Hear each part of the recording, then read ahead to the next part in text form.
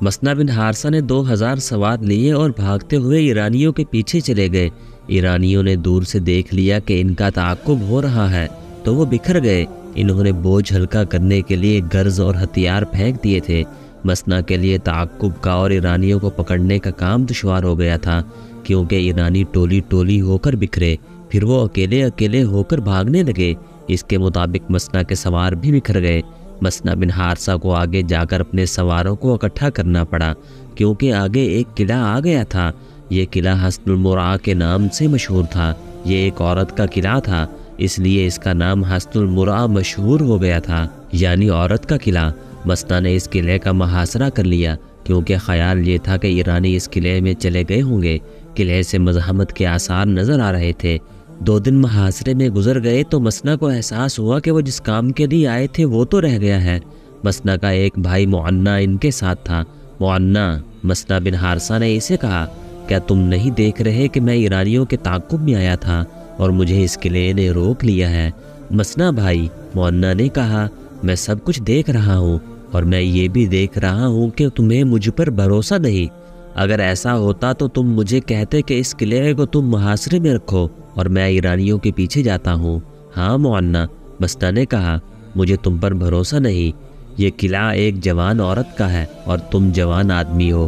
خدا کی قسم، میں نے قلعہ سر کرنے والوں کو ایک عورت کی تیکھی نظروں اور اداؤں سے سر ہوتے دیکھا ہے۔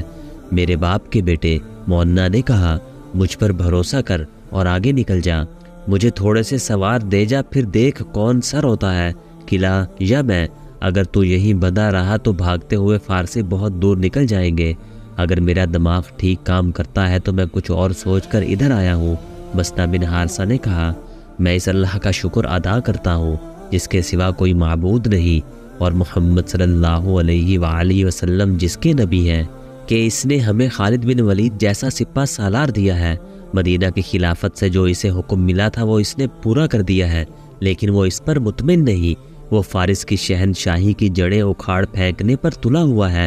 وہ مدائن کی اینٹ سے اینٹ بجانے کا عزم کیے ہوئے ہے۔ عزم اور چیز ہے میرے بھائی، معنا نے کہا، عزم کو پورا کرنا بالکل مختلف چیز ہے۔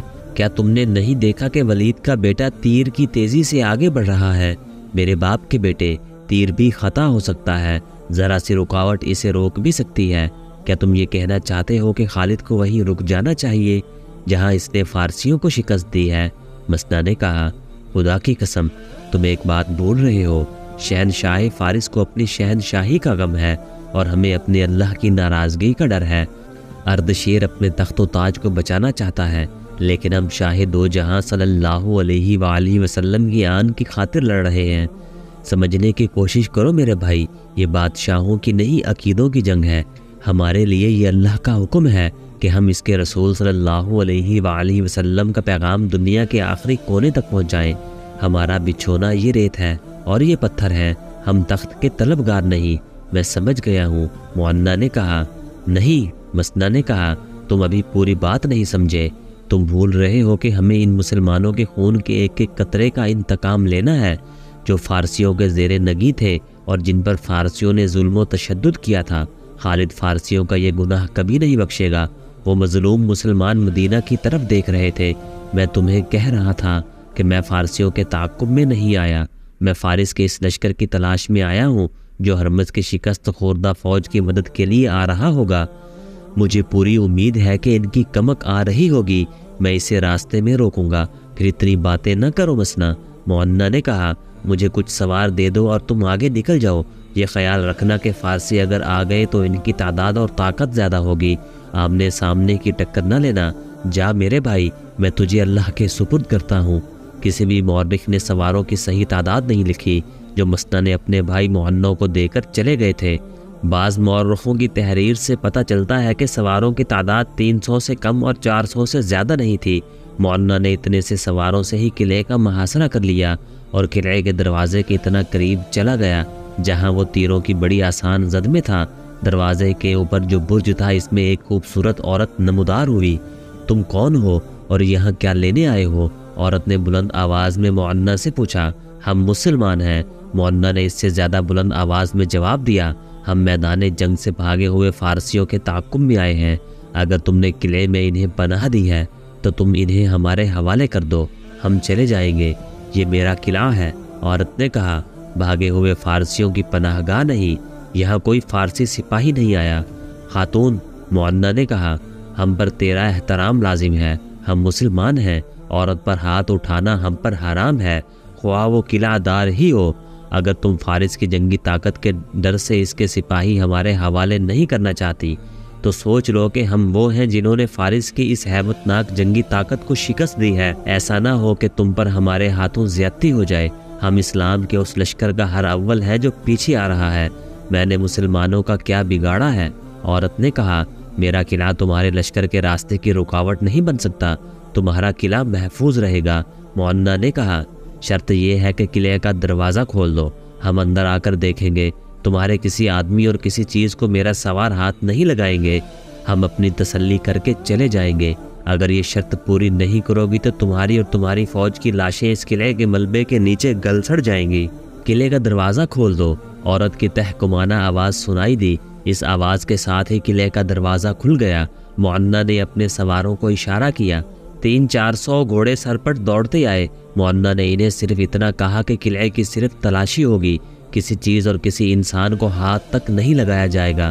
معنا کا گھوڑا قلعے میں داخل ہو گیا، اس کے تمام سوار اس کے پیچھے پیچھے قلعے میں گئے۔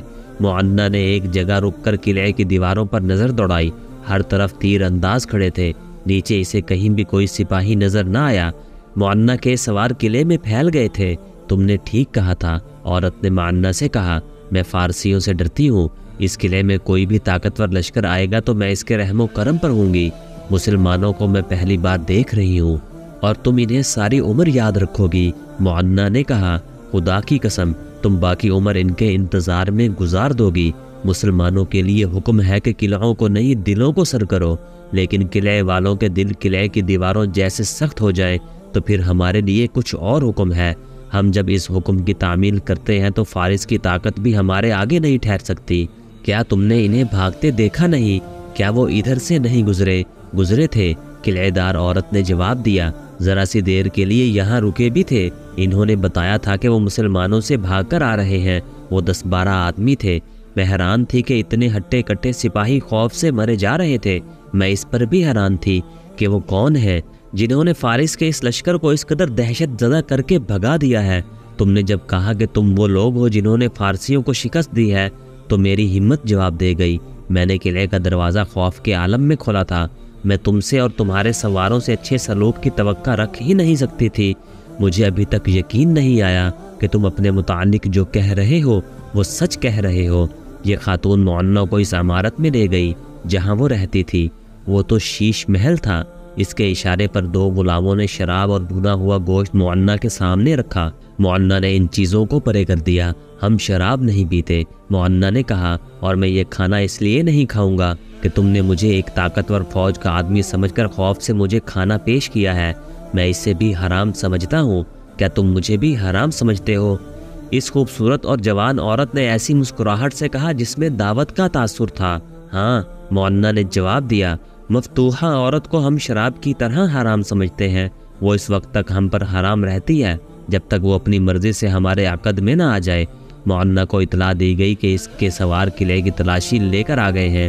معنا تیزی سے اٹھا اور اسی تیزی سے باہر نکل گیا۔ سواروں کے کمانداروں نے معنا کو تفصیل سے بتایا کہ انہوں نے تلاشی کس طرح دی ہے اور کیا کچھ دیکھا ہے۔ کہیں بھی انہیں کوئی ایرانی سپاہی نظر نہیں آیا۔ اس عورت کا اپنا قبیلہ تھا جس کے آدمی تیروں اور تلواروں اور برچھیوں وغیرہ سے مسلح تھے۔ ان میں معنا کے سواروں کے خلاف لڑنے کی ہمت نہیں تھی۔ قلعے کی مالکن نے انہیں لڑنے کی اجازت بھی نہیں دی تھی۔ اس قلعے کو اپنی اطاعت میں لینا ضروری تھا کیونکہ یہ کسی بھی موقع پر ایرانیوں کے کام آ سکتا تھا۔ معنا نے ادھر ادھر دیکھا، وہ عورت اسے نظر نہ آئی۔ معنا اندر چلا گیا۔ کچھ ملا میرے قلعے سے؟ عورت نے پوچھا۔ نہیں، معنا نے جواب دیا، میرے لیے شک رفع کرنا ضروری تھا اور اب یہ پوچھنا ضروری سمجھتا ہوں کہ میرے کسی سوار نے تمہارے کسی آدمی یا عورت کو یا میں نے تمہیں کوئی تکلیف تو نہیں دی؟ نہیں، عورت نے کہا اور ذرا سوچ کر بولی، لیکن تم چلے جاؤ گے تو مجھے بہت تکلیف ہوگی۔ کیا تم ایرانیوں کا خطرہ محسوس کر رہی ہو؟ معنا نے پوچھا۔ یہ تمہارے دل میں مسلمانوں کا ڈر ہے؟ دونوں میں سے کسی کا بھی نہیں، عورت نے جواب دیا، مجھے تنہائی کا ڈر ہے۔ تم چلے جاؤ گے تو مجھے تنہائی کا احساس ہوگا جو تمہارے آنے سے پہلے نہیں تھا۔ مولانا نے اسے سوالیہ نگاہوں سے دیکھا۔ تم اپنے فرض میں اتنے الجھے ہوئے ہو کہ تمہیں یہ احساس بھی نہیں کہ تم ایک جوان آدمی ہو۔ عورت نے کہا، فاتحہ سب سے پہلے مجھ جیسی عورت کو اپنا کھلونا بناتے ہیں۔ میں نے تم جیسا آدمی کبھی نہیں دیکھا، اب دیکھا ہے تو دل چاہتا ہے کہ دیکھتی ہی رہوں۔ کیا میں تمہیں اچھی نہیں لگتی؟ مولانا نے اسے غور سے دیکھا، سر سے پاؤں تک، پھر پاؤں سے سر تک دیکھا۔ اسے ایک آواز سنائی دی، خدا کی قسم، میں نے قلعہ سر کرنے والوں کو ایک عورت کی تیکھی نظروں اور اداؤں سے سر ہوتے دیکھا ہے۔ کیا تم ہوش میں نہیں ہو؟ عورت نے پوچھا۔ میں شاید ضرورت سے زیادہ ہوش میں ہوں، مولانا نے کہا۔ تم مجھے اچھی لگتی ہو یا نہیں، یہ بات کی بات ہے۔ اس وقت مجھے تمہارا قلعہ اچھا لگ رہا ہے، کیا میرا یہ تحفہ قبول کرو گے؟ عورت نے کہا، طاقت سے قلعہ سر کرنے کی بجائے مجھ سے یہ قلعہ محبت کے تحفے کے طور پر لے لو تو کیا یہ اچھا نہیں رہے گا؟ محبت؟ مولانا نے زیر لب کہا، پھر سر جھٹک کر جیسے بیدار ہو گیا ہو کہنے لگا، محبت کا وقت نہیں، میں تمہارے ساتھ شادی کر سکتا ہوں۔ اگر تم رضامند ہو تو پہلے اپنے سارے کے سارے قبیلے سمیت اسلام قبول کرو۔ میں نے قبول کیا۔ عورت نے کہا، میں اس مذہب پر جان بھی دے دوں گی جس کے تم پیروکار ہو۔ دو مورخوں طبری اور ابن رستہ نے اس خاتون کا ذکر تفصیل سے کیا ہے، لیکن دونوں کی تحریروں میں اس خاتون کا نام نہیں ملتا۔ شہنشاہ فارس اردشیر آگ ببولہ ہوا جا رہا تھا۔ کمک بھیجنے کے بعد اسے ابھی کوئی اطلاع نہیں ملی تھی کہ میدان جنگ کی صورتحال کیا ہے۔ وہ دربار میں بیٹھتا تو مجسم عتاب بنا ہوتا، محل میں وہ کہیں بھی ہوتا تو اس کیفیت میں ہوتا کہ بیٹھتے بیٹھتے اٹھ کھڑا ہوتا، تیز تیز ٹہلنے لگتا اور بلا وجہ کسی نہ کسی پر غصہ جھاڑنے لگتا۔ اس روز وہ باغ میں ٹہل رہا تھا جب اسے اطلاع ملی کہ کارن کا قاصد آیا ہے۔ بجائے اس کے وہ قاصد کو بلاتا، وہ قاصد کی طرف تیزی سے چل پڑا۔ کیا کارن نے صحرائی گیدڑوں کو کچل ڈالا ہے؟ اردشیر نے پوچھا۔ شہنشاہ فارس، قاصد نے کہا، جان بخشی ہو، شہنشاہ کا غلام اچھی خبر نہیں لایا۔ کیا کارن نے بھی کمک مانگی ہے؟ اردشیر نے پوچھا۔ نہیں شہنشاہ فارس، قاصد نے کہا، سالار ہرمز مسلمانوں کے ہاتھوں مارا گیا ہے۔ مارا گیا ہے؟ اردشیر نے حیرت سے کہا، کیا ہرمز کو بھی مارا جا سکتا ہے؟ نہیں نہیں، یہ غلط ہے، یہ جھوٹ ہے۔ اس نے گرج کر قاصد سے پوچھا، تمہیں یہ پیغام کس نے دیا ہے؟ سالار کارن بن کریاس نے۔ قاصد نے کہا، ہمارے دو سالار قباز اور انوشجان پسپا ہو کر آ رہے تھے، باقی سپاہ بھی جو زندہ تھی ایک ایک دو دو کر کے ان کے پیچھے آ رہی تھی۔ دریائے معقل کے کنارے وہ ہمیں آتے ہوئے ملے۔ انہوں نے بتایا کہ سالار ہرمز نے مسلمانوں کو انفرادی مقابلے کے لیے للکارا تو ان کا ایک سالار خالد بن ولید ہمارے سالار کے مقابلے میں آیا۔ سالار ہرمز نے اپنے محافظوں کو ایک طرف چھپا دیا تھا۔ انہوں نے مسلمانوں کے سالار کو گھیرے میں لے کر قتل کرنا تھا۔ انہوں نے اسے گھیرے میں لے بھی لیا تھا، لیکن کسی طرف سے ایک مسلمان سوار سرپٹ گھوڑا دوڑاتا آیا۔ اس کے ہاتھ میں برچھی اور دوسرے ہاتھ میں تلوار تھی۔ دیکھتے ہی دیکھتے اس نے سالار ہرمز کے 6-7 محافظوں کو ختم کر دیا۔ عین اس وقت مسلمانوں کے سالار نے سالار ہرمز کو گرا لیا اور خنجر سے انہیں ختم کر دیا۔ اردشیر کا سر جھک گیا اور وہ آہستہ آہستہ محل کی طرف چل پڑا۔